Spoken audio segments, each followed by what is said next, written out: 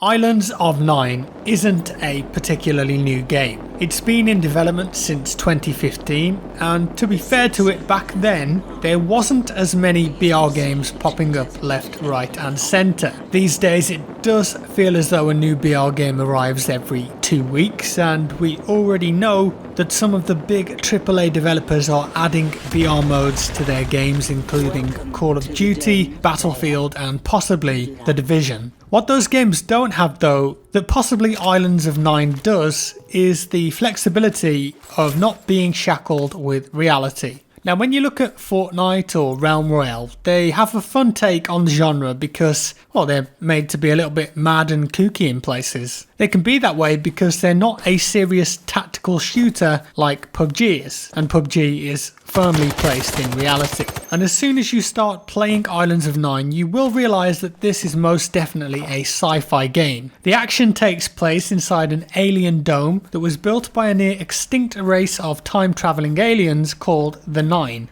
And inside the dome are items stolen from various Earth eras, and of course the aliens go ahead and abduct humans and force them to fight in their arena for their own amusement. How kind of them. What's different about the landscape of Islands of Nyne though is that the map has a lot of different areas and zones, I suppose. So you've got pirate ships, medieval castles, Roman colosseums, even future settings too, all blended together on one map. It's a bit mad really, a weird mismatch of art design that doesn't have any cohesion whatsoever, and for me it comes across a bit odd. But then the developers might say, well, because of the concept and story of the game, they're allowed to get away with it. But in all honesty, most players don't really care about the backstory of a battle royale game. They just care if it's fun, and I think that Islands of Nyne is okay. In fact, I'd argue that most players won't even know the backstory or care to even learn it. They just want to know if the gunplay is good, and if it is, they'll play it. Now, this game was originally a Kickstarter game, and it's being made and published by indie developer Define Human. The studio had people who've worked on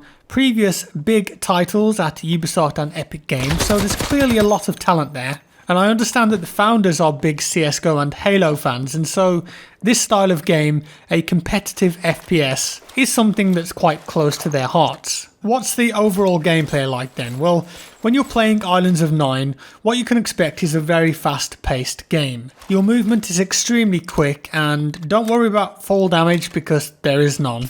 Hopefully that's pretty noticeable from the slam superhero landing that you do when you fall into the map at the beginning. Also, don't expect to see players just running around. When I played, I noticed a jump meta of players jumping around quite a lot to avoid being hit. And when you load into a game, you'll notice that in this game you can get pretty much anywhere on the map. If you're playing something like PUBG, I think that you're reasonably limited where you parachute depending on the trajectory of the plane. Fortnite a little bit less so, but even still, there are places that you might not be able to reach, or you'd take a very long time getting there. There isn't a plane or a ship though in Islands of Nyne, which I guess makes sense with it being in the future. Instead, you just drop in from a random point, and a few seconds later, the safe zone is already marked. This means that you do have a bit of choice as to where to go before you hit the ground, with the knowledge of where the safe zone is going to be. When it comes to weaponry, well, that's reasonably standard. You've got mostly military weapons like shotguns, semi-auto rifles, fully auto rifles, pistols, snipers, the usual, but every weapon uses bullets that contain something called bright powder. All that really means is that when you fire off your weapon, it leaves a tracer.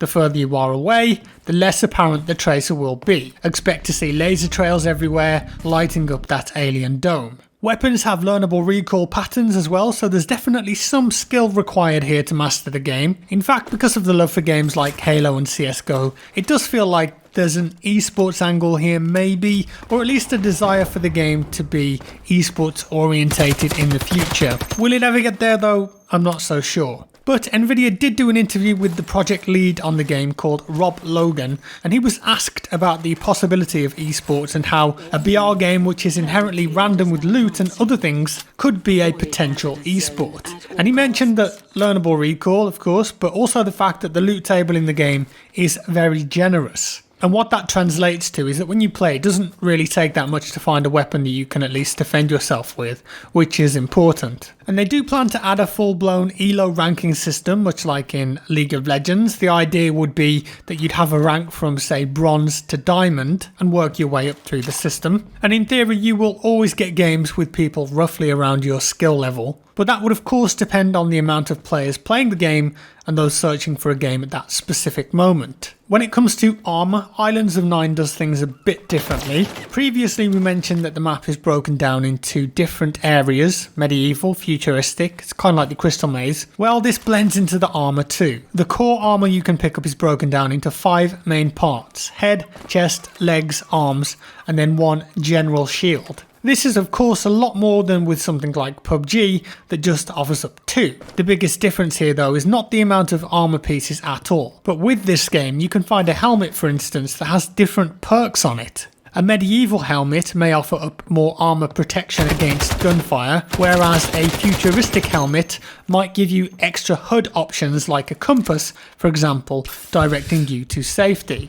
When you find a helmet in PUBG, you always tend to go for the highest one that you can find. Level 1 does an okay job until you can find level 2, and then a level 3 is the ideal choice if you can find an airdrop.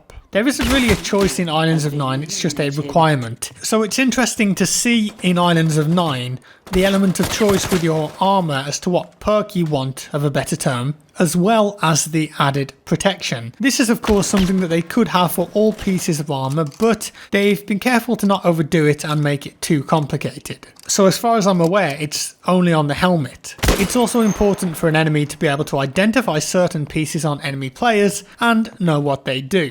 Visually, the graphics, I think the game looks okay, but it is running on Unreal Engine 4, as is everything else, and I think for the most part any game on that engine will look okay when it comes to lighting at the very least. A lot of indie Unreal Engine games tend to look very similar though. The style of the game, yeah, it's pretty unique and the environments are kind of interesting. There are definitely parts of the level though that look way more impressive than others. In fact, some parts of the map don't look good at all, but for the most part it does okay. That being said, this is of course a much smaller indie team, so I think it's commendable what they've been able to accomplish, but as I mentioned, this game has been in development since 2015. The UI heads-up display, relatively clean, but I still think that it needs some work. The weapon attachment system is very Crysis, and if you've played Crysis before, you'll know exactly what I mean. It's a pop-up gun with live attachments, adding and removing them. It's a tidy system though that does the job. One thing that you definitely will notice in Islands of Nyne compared to other BR games is how fast the zone moves. And it feels like the action is pushed along at a very fast pace. And it gets to the end reasonably quicker than other BR games. And part of this is down to the player count. The games start at 50 players and often the player count is already down to around 30 to 20 without barely any time going by. And this is good and bad, I suppose. Good because games are much faster, but I feel like there may be a bigger reason for this player count. I could be wrong, but I think earlier on in the game's life, the games were 100 players. I'm not sure if that got reduced because of balance or because of a lack of players in general, hopefully not the latter. The game has just released though into early access, and it's had around 1,000 players playing in the last 24 hours. Not really that much, but I think that this game's success will be determined by how many players they can keep and how regularly they can update the game. Right now you can play the game on Steam Early Access for around £20. That seems quite expensive for what it is. Is it worth it? Is it the next big BR game? Well, I don't think so. The core part of the game is fun, the mechanics work well, the gunplay is okay, and most importantly the netcode, I know that I use that term a lot, it seems pretty solid. I can't say I noticed a big amount of lag or anything like that during my playtime, which was good to see. That being said, does the game have enough to stand out and keep players around and steal them away from PUBG or Fortnite and the upcoming AAA BR contenders? I'm not so sure. I think Islands of Nyne needs something more. And that's all for today, guys. If you've played this game, let me know your thoughts down in the comments below. If you enjoyed the video, give me a like. If you didn't, a dislike. Subscribe for more, and I'll see you in the next one.